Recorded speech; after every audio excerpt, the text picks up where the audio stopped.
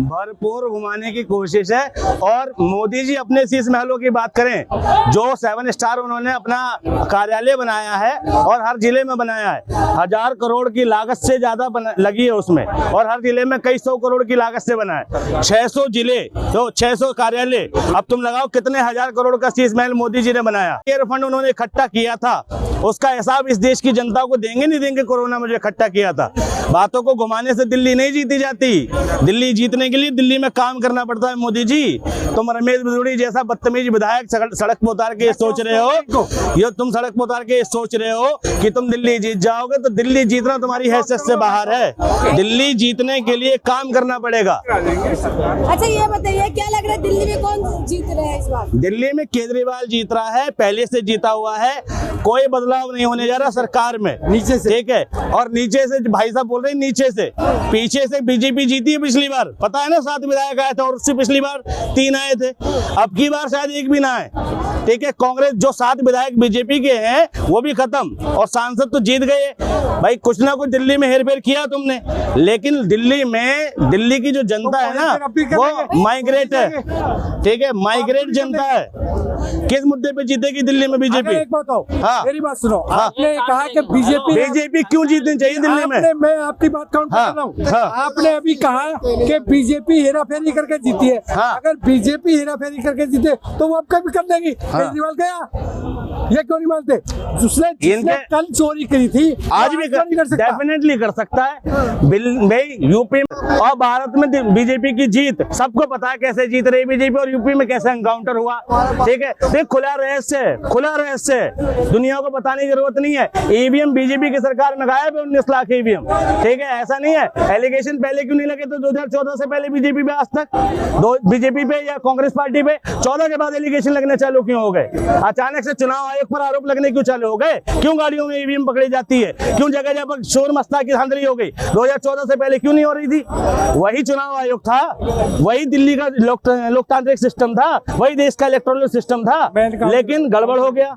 लेकिन ये बताइए सर, जिस तरह से रमेश बिधूड़ी का बयान है, क्या दिल्ली चुनाव में प्रभाव पड़ेंगे? बिल्कुल पड़ेगा, बिल्कुल पड़ेगा। आप भारतीय जनता पार्टी की जड़ों को उखाड़ के रख देंगे।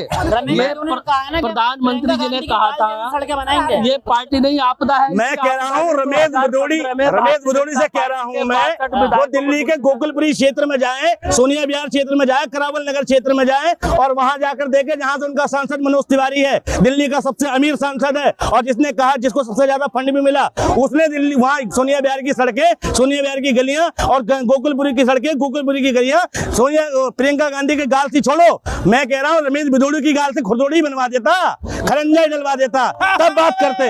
रमेश बिधूड़ी के जैसी गाल है वैसी सड़कें गोकुलपुरी में बनवा देता तो बात करते, ठीक है। बनेंगे तो बनवाएंगे।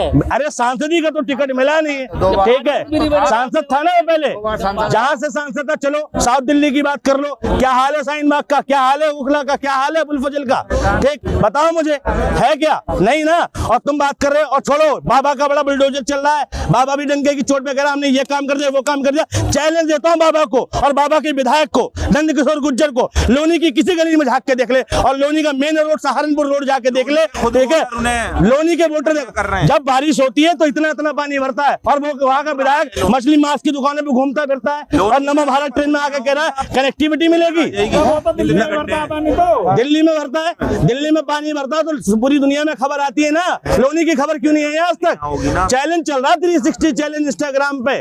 मैं कह रहा हूँ गाजियाबाद की सड़कें बताए ना बीजेपी के विधायक, पूरी सरकार है उनकी, कितनी सड़कें बनवा दी सोनिया गांधी और प्रियंका गांधी के गाल से। अरे मैं कह रहा हूँ रमेश बिधूड़ी के गाल से बना दो खुरदोड़ी, तब बात करेंगे। देश के प्रधानमंत्री कह रहे हैं आपदा वाली पार्टी है दिल्ली में। इस देश की आपदा एक ही है, उस आपदा का नाम है भारतीय जनता पार्टी, और कोई आपदा नहीं है इस देश में।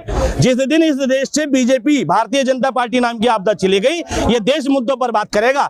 अगर आज ये बीजेपी आपदा नहीं होती तो लोग रोजगार की बात कर रहे होते, लोग महंगाई की बात कर रहे होते। और सड़क सड़क सड़क सड़क चिल्ला रहे हैं, पूरी दिल्ली में नितिन गडकरी का डंका बजवा रहे हैं कि सड़क बनवा दी, सड़क। ऐसी कोई सड़क नहीं दिल्ली के अंदर जो जाम, जिसमें जाम ना लग रहा हो। पुरानी दिल्ली घूम के देखो, कश्मीरी गेट घूम के देखो, लाल किला घूम के देखो, जमा मस्जिद घूम के देखो, अपनी पीछे वाली सड़क घूम के देखो, किस सड़क पर जाम नहीं है। नितिन गडकरी ने सड़क बनवाई है, वो सड़कें जिन पर टोल लग रहा है। जो पेड सड़कें हैं, जो सड़कें आम जनता के लिए फ्री काम के लिए वो सड़कें नहीं बनी, जिन सड़कों से उद्योगपतियों का भला होगा वो सड़कें बनाने का काम किया नितिन गडकरी ने और मोदी जी ने। आम जनता के लिए कोई फायदे की बात नहीं करी। कितने पार्क बनवा दिए मोदी जी ने। भाई साहब कह रहे हैं बीजेपी आएगी, एक कारण बताएं दिल्ली में बीजेपी क्यों आएगी? ठीक है, सारे कारण बताऊंगा, सारे कारण बताऊंगा। जिस तरीके से अभी पार्टी बार बार वादा करे महिला को पैसा देने का, आम आदमी पार्टी और कांग्रेस और बीजेपी भी कुछ ना कुछ लेके आएंगे। ऐसे महाराष्ट्र में जीता है बीजेपी, लेकिन बीजेपी का एक एनडीए का ही एक नेता ने बोला है जो महिला है पैसा लेके वोट देते हैं। बीजेपी ने वो केजरीवाल के वादों पर सवाल उठा रहे। बीजेपी ने आज तक अपने जितने वादे किए वो पूरे किए हैं क्या? किए हैं? 500 का गैस सिलेंडर छत्तीसगढ़ राजस्थान में मिलने लगा क्या? बताओ मुझे। और मोदी जी ने कहा था पेट्रोल, मोदी जी का जो बाबा था क्या नाम है, पौनियाक का क्या नाम, अपने भाई साहब रामदेव बाबा, कि 35-36 रुपए लीटर वाली सरकार चाहिए जिसमें पेट्रोल मिले। ये कौन सी मिल गया क्या? 36 रुपए लीटर। मोदी जी ने कहा था विदेशों से काला धन आ जाएगा, आ गया क्या? डबल हो गया वहां पर।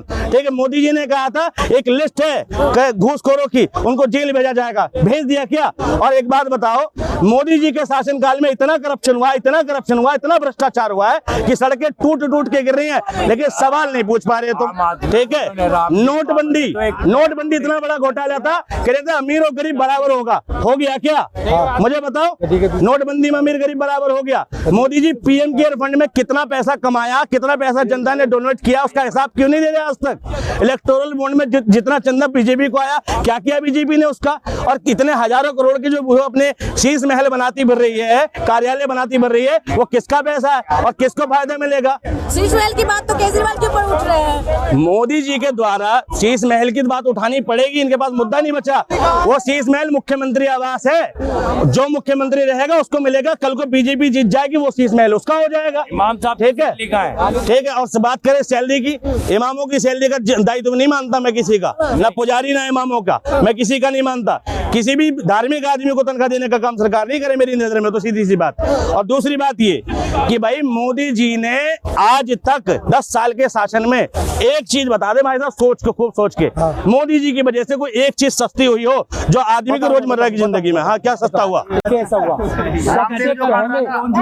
सबसे पहले अगर आप अपने घर के अंदर रह रहे हो तो सबसे पहले आपको सबसे पहले आदमी देता है कि सुरक्षा, कि हम सुरक्षित है नहीं, उसके बाद जो खाना खाएंगे।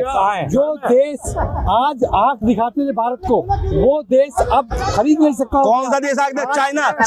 चाइना आंख दिखा सकता है भारत को कि नहीं? चाइना आंख दिखा सकता है भारत को आज की नहीं दिखा सकता। खूब दिखा रहा, पूरा कब्जा लिया और अरुणाचल प्रदेश का हिस्सा तुम्हें पता ही नहीं है। अच्छा, ये अपने ये मोदी जी के विदेश मंत्रालय की नहीं सुन रहे? ठीक है, अभी किस मुद्दे पे वोटिंग होगा ये बताइए। दिल्ली चुनाव जो है वो मुद्दों पर होता है, और मुद्दा है रोटी, कपड़ा, शिक्षा, स्वास्थ्य, रोजगार और सुरक्षा। इस मामले, सुरक्षा तो खैर मोदी जी के हाथ में रहेगी क्योंकि केंद्र में वो है, और सुरक्षा के मामले में दिल्ली के अंदर मोदी की सरकार बुरी तरह विफल हुई है।